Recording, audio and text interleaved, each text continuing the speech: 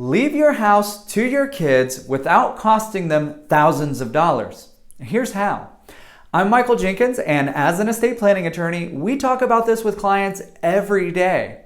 How do I get my house to my kids in the best way possible?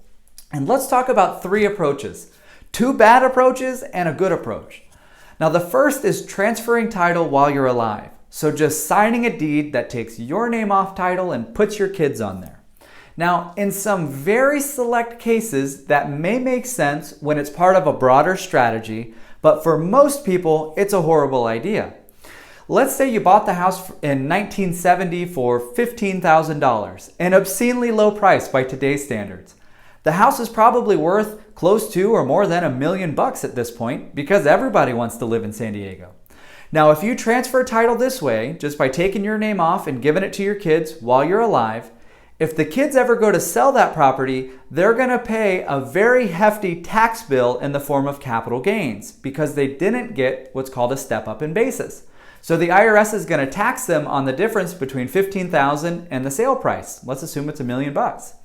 Now, in that scenario, it's not unusual to see kids pay hundreds of thousands of dollars in capital gains taxes because this strategy was used.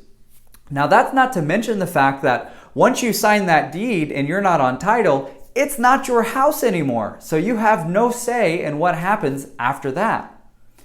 Now, the second approach, putting kids on title as a joint tenant, is very common for some reason, but it suffers the same issue.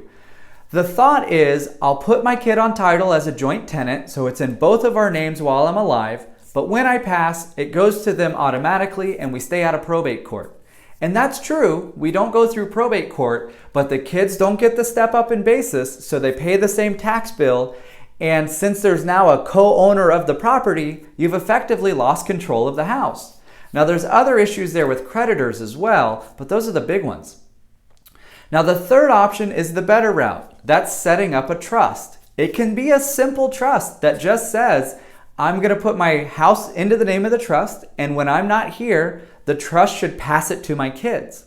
And if we do it that way and do it right, then what happens is the kids inherit the house through the trust when you pass away. We don't go to probate court. We don't spend a bunch of time and money on attorney fees or court fees. It's still a simple process. And when the kids take the house that way, they get a step up in basis. That means the IRS would treat it as if the kids bought the house for whatever the value is when you passed away.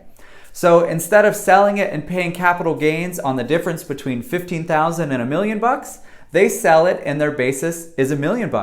That means the kids won't have to pay hundreds of thousands of dollars in capital gains tax if passed through a trust.